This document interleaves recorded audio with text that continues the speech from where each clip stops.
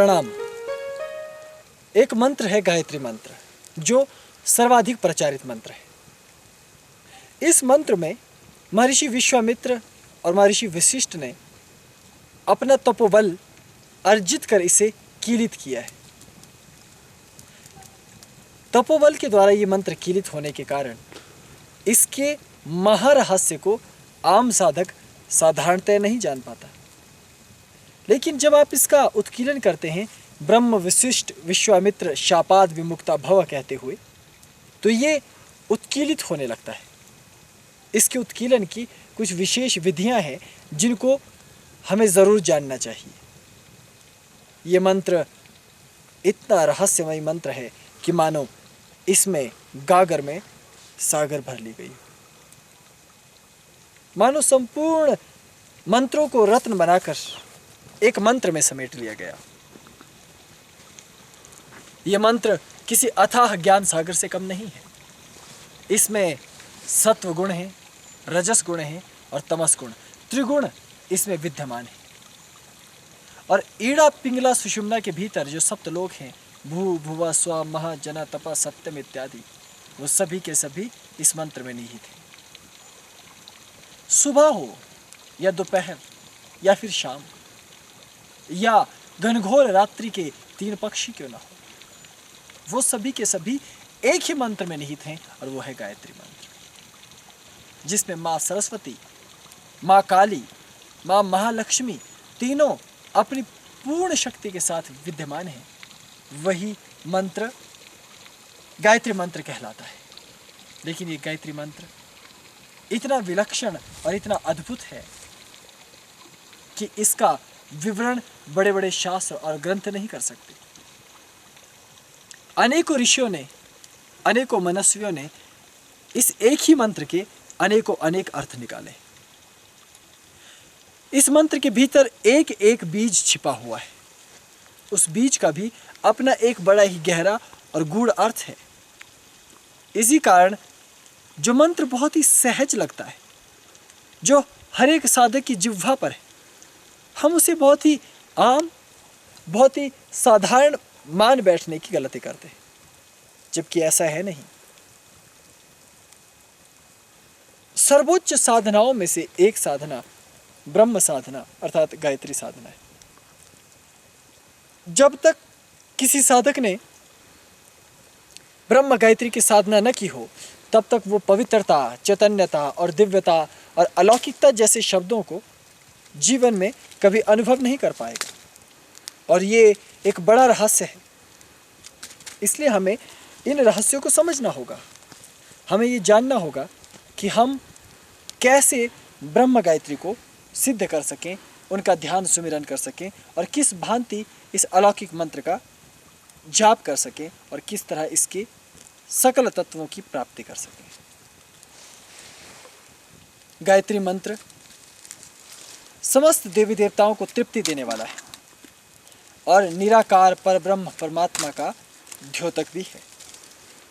इसलिए जिसने गायत्री साधना कर ली, जिसने गायत्री मंत्र को मूलतः जान लिया, वो अपने आप में पूर्ण चैतन्य, दिव्य और परम सात्विक हो जाता है। अपने आप को भगवान से जोड़ने के लिए, उस सृष्टि सत्ता से जोड़ने के लिए, जिसका स्वरूप इतना अनंत और इतना अनादि है कि वेद पुराण शास्त्र सहित समस्त सिद्ध गंधर्व चारण भी हाथ जोड़कर कहते हैं कि ये रहस्य हमारी समझ में नहीं आने वाला। वो रहस्य भी साधक को तब समझ में आने लगता है जब वो सावित्री शक्ति, जब वो मेधा शक्ति, जब वो रहस्य शक्ति गायत्री हमारे भीतर स्थापित होती है।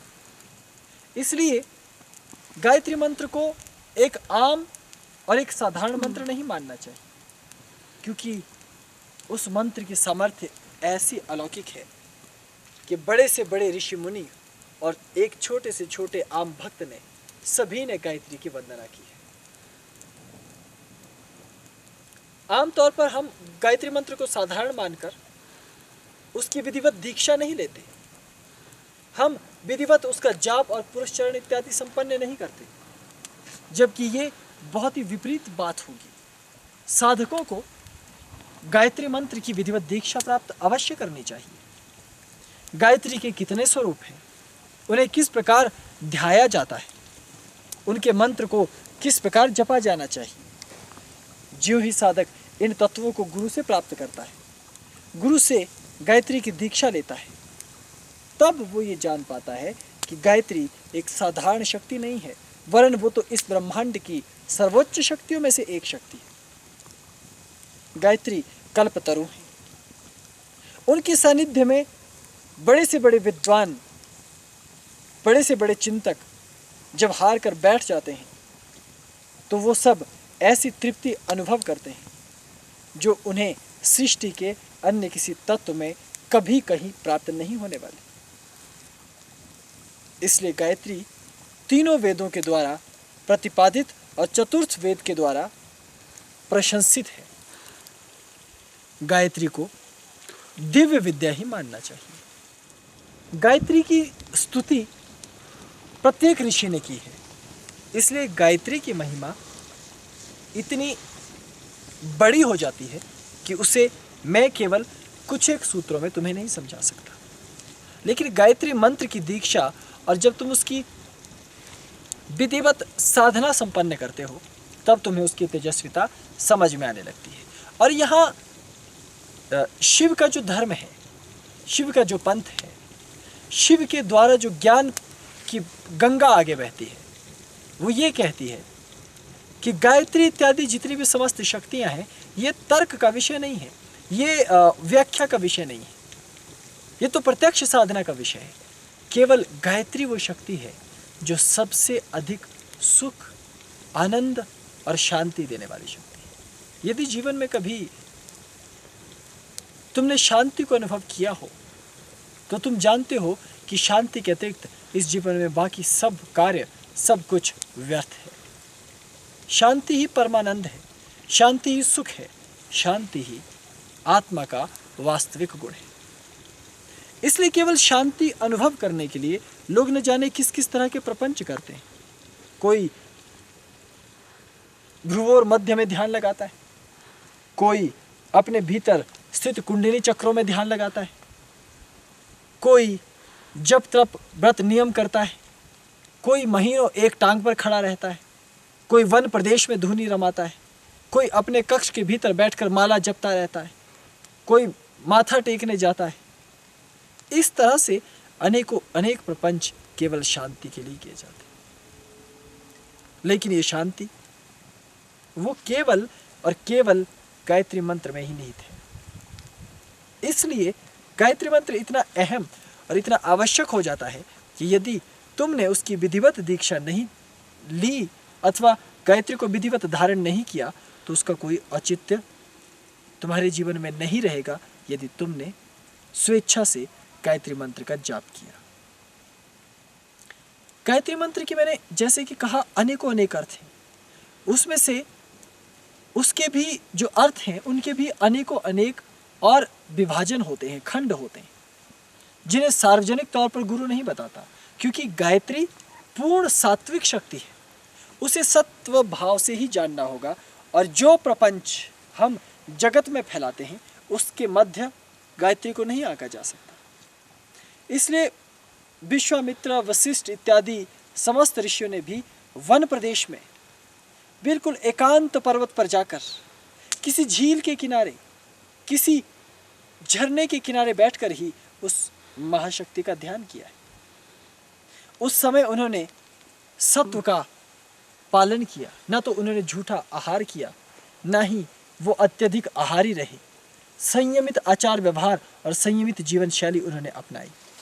तब वो संध्या में पूजन पाठ और भोजन के पश्चात अतिशीघ्र शयन करते थे और सुबह ब्रह्म मुहूर्त में निश्चित ही उठ जाते थे। और आज भी यदि गायत्री को साधना है तो इस नियम को तुम्हें अवश्य अपनाना ही होगा।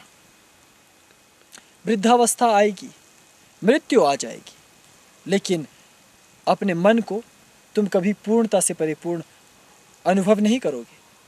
यदि तुम्हें पूर्णता चाहिए, यदि तुम्हें सत्य चाहिए, यदि तुम मोक्ष प्राप्त करना चाहते हो, यदि तुम इस बंधन से मुक्त होना चाहते हो तो तुम्हें चाहिए कि तुम गायत्री माँ की साधना और आराधना करो। उसी से तुम्हारा जीवन परिणत हो सकता है। जब कोई शिष्य अपने आप को साधना जगत में परिपूर्ण करना चाहता था, अथवा प्राचीन काल में ब्राह्मण जब अपनी संपूर्ण विद्याओं को परिपूर्ण करते थे गुरु के आश्रय में रहकर, तब उनके मन में केवल एक इच्छा रह जाती थी कि अब किसी भी तरह हम गायत्री साधना को संपन्न करें। और उस ब्राह्मण की भारत में बड़ी स्तुति की गई, बड़ी वंदना की गई, जो गायत्री को शीर्ष से लेकर चरण अर्थात पादुका पर्यंत तक जानने वाला हो। यहाँ तक कि बड़ाई तो गायत्री की इतनी की गई कि जिस साधक ने गायत्री को ध्यान लिया, जान लिया, तब उसे किसी दूसरी शक्ति को जानने की जरूरत नहीं रह जाती। इसी कारण यदि कोई ब्राह्मण गायत्री से संपन्न हो या गायत्री का साधक हो, उस ब्राह्मण को सर्वश्रेष्ठ ब्राह्मण के रूप में इस भारतीय समाज ने पूजा है। लेकिन हम सिद्धों के यहाँ, हमारे संप्रदाय में प्रत्येक साधक को गायत्री साधना अनिवार्य रूप से करनी होती है। प्रत्येक साधक को जीवन जीने के लिए और मनुष्य शक्ति को अर्जित करने के लिए, तेजस्विता के लिए गायत्री को ध्याना होता है। जबकि लोग ये समझते हैं कि सात्विक शक्ति का तात्पर्य अहिंसा है, और ये सत्य है कि गायत्री शक्ति अहिंसक है, अहिंसा के लिए प्रेरणा देती है। लेकिन इसका कहीं भी ये अर्थ नहीं हो जाता कि तुम्हारा तेज नष्ट हो जाता है। किसी भी बटुक के अंदर, किसी भी ब्रह्मचारी के अंदर, किसी भी योगी के अंदर जो सबसे बड़ा तेज, जो सबसे बड़ी शक्ति उसके भीतर छिपी रहती है, जिसके सामने बड़े बड़े दैत्यों का दर्प भी नष्ट हो जाता है। बड़े बड़े पापी, बड़े बड़े आरोप लगाने वाले, बड़े बड़े बाहुबली, बड़े बड़े धनाढ्य, बड़े बड़े राजनीतिज्ञ और बड़े बड़े छल प्रपंच करने वाले लोग भी हार जाते हैं और भाग खड़े होते हैं, जिसके भीतर गायत्री की ऊर्जा और गायत्री की शक्ति होती है। उसे तेज कहकर संबोधित किया गया। यदि साधारण शब्दों में यह कहा जाए कि ब्रह्म तेज किसी साधक के भीतर है, तो उसका अर्थ यह हुआ कि गायत्री की दिव्यता उस साधक के भीतर से फूट रही। तो वास्तव में जिसको हम तपोबल कहते हैं, वो तपोबल अपने आप में ही गायत्री है। ज्यों-ज्यों तुम्हारे भीतर गायत्री तत्व जागृत होने लगता है, त्यों-त्यों तुम्हारा तपोबल बढ़ने लगता है। और इसी कारण गायत्री की महत्ता, गायत्री का महत्व इतना बड़ा हो गया है कि हर साधक को अनिवार्य रूप से गायत्री संपन्न करनी ही होती है। गायत्री तत्व को जानना ही होता है। अब तुम्हें अपने जीवन को परिपूर्ण करना हो, साधना को परिपूर्ण करना हो, तो तुम चाहे गृहस्थी हो, वानप्रस्थी हो, ब्राह्मण हो अथवा कोई दूसरा व्यक्ति हो, इससे कोई अंतर नहीं पड़ता। तब तक तुम ईश्वरीय पथ पर आगे नहीं बढ़ पाते, पूर्ण नहीं हो पाते, जब तक कि तुम गायत्री को न जान लो। इसीलिए एक विचित्र सी बात मेरे कानों में डाली गई। मुझे कुछ साधक अभी कुछ दिनों पूर्व ही कह रहे थे कि गायत्री को हम जप नहीं सकते। मैंने कहा क्यों? तो उनका ये कहना, उनका ये मत है कि हमें जातिगत बंदिशें हैं, और स्त्री साधिकाएं कहती हैं कि हमें भी गायत्री साधना करने की अनुमति नहीं है, क्योंकि हमें भी स्त्री होने के कारण गायत्री मंत्र को जपने और उसकी दीक्षा विधान लेने की अनुमति नहीं है। मैं ये तो नहीं जानता कि ब्राह्मण लोग क्या कहते हैं, और मैं ये भी नहीं जानता कि कुछ एक पोथियां इस विषय को लेकर क्या कहती हैं। लेकिन ये मैं भले प्रकार जानता हूं कि जिस पीठ का पीठाधीश्वर मुझे आप लोगों ने बनाया, मेरे गुरुदेव ने मुझे बनाया, जिस संप्रदाय का अधिकार मेरे पास है, वहां मैंने कभी इस तरह का कोई तत्व आज तक नहीं सुना। और दूसरी बात कि तेजस्विता ऋषि कन्याओं में थी। तेजस्विता हर एक जाति, धर्म, आयु और वर्ग के व्यक्ति में था। इसलिए तेज प्राप्त करना, ब्रह्मत्व प्राप्त करना तुम्हारा अधिकार है। उसे तुम कैसे छोटे सा बहाना बनाकर वंचित रह सकते हो। शायद ऐसा संभव हो कि कुछ ब्राह्मण, कुछ लोग, कुछ संत, कुछ संप्रदाय के प्रमुख किसी कारणवश इस दिव्य तेज को तुमसे दूर रखना चाहते हो और इसी कारण उन्होंने तुम्हें इसके लिए प्रतिबंधित किया हो।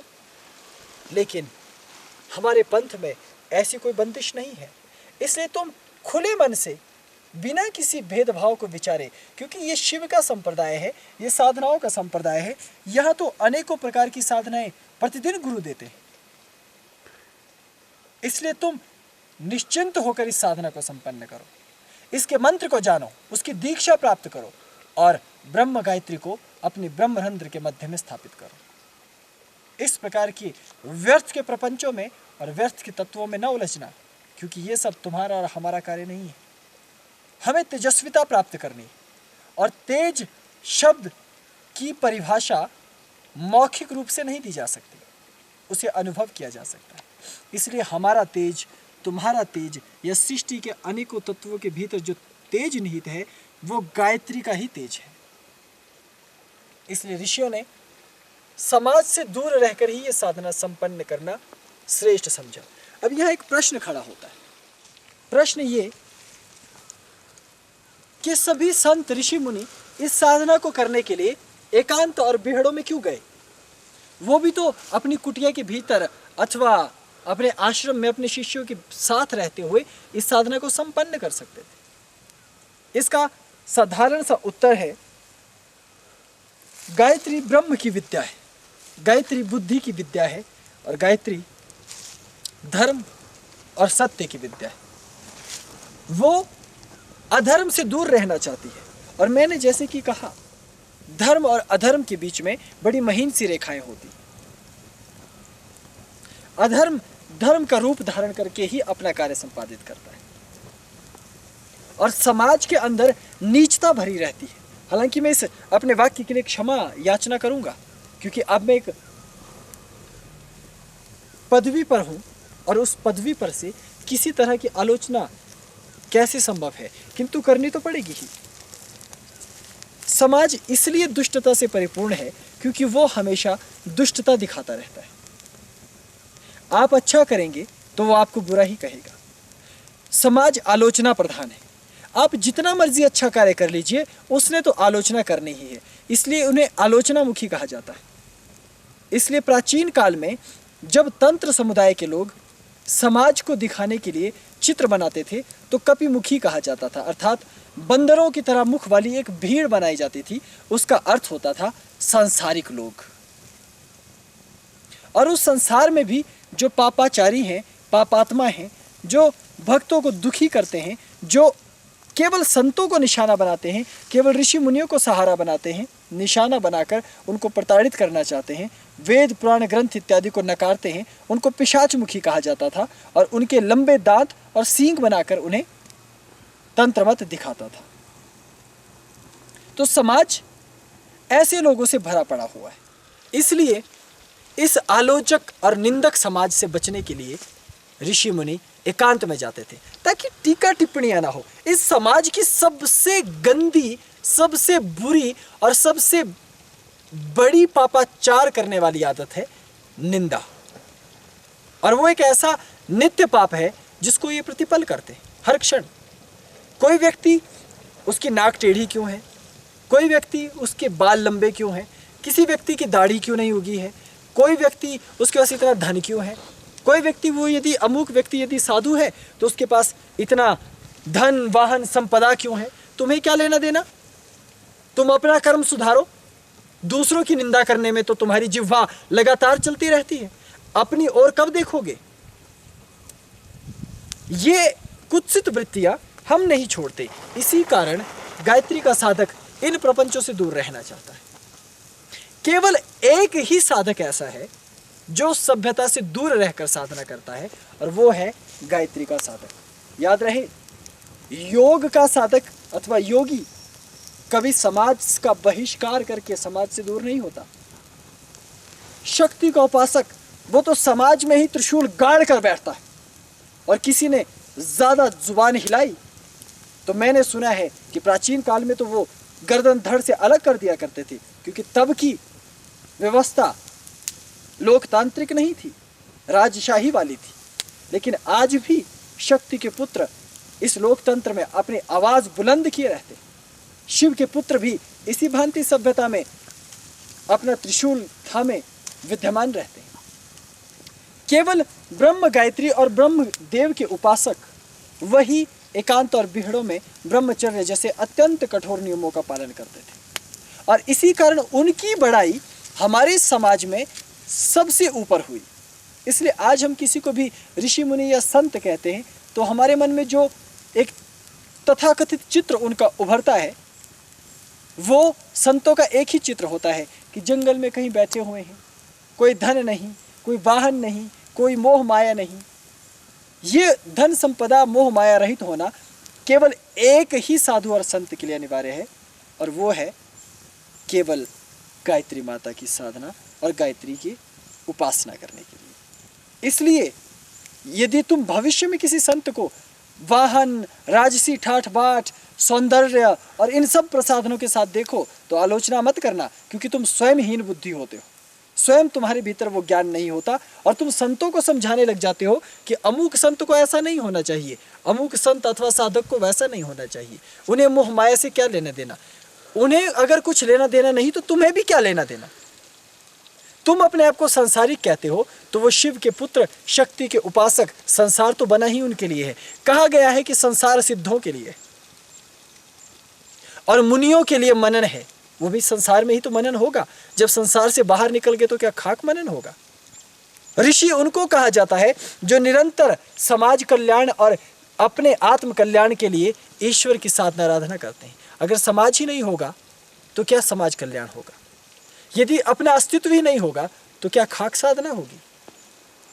केवल गायत्री के उपासक न तो अपनी चिंता करते हैं, न ही समाज की चिंता करते हैं, न ही ब्रह्मांड की चिंता करते हैं। वो केवल सत्व तत्व की प्राप्ति के लिए, सत्य की प्राप्ति के लिए सर्वस्व न्यौछावर कर देते हैं।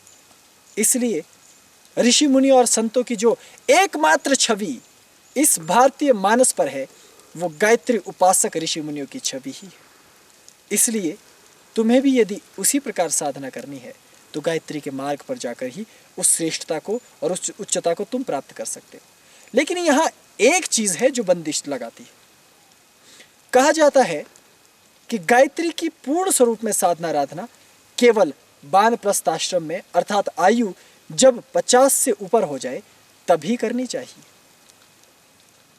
लेकिन बटुक को गायत्री का आरंभिक दीक्षा, अभ्यास और उसकी साधना करनी चाहिए। पूर्ण गायत्री की दीक्षा आयु ढल जाने के पश्चात ही लेनी चाहिए। ये भारतीय सनातन की महिमा है। और बृहद गायत्री मंत्र और गायत्री साधना का ये एक अत्यंत लघु और छोटा सा प्रारूप है जो मैंने आपको बताया। इसे गुरु के सानिध्य में ही प्राप्त करना, उन्हीं से जानना, क्योंकि वही इतनी अनुकंपा तुम पर कर सकते हैं कि वो पूर्णता से तुम्हें इसे समझा सके। अभी केवल इतना ही। ओम नमः शिवाय। प्रणाम।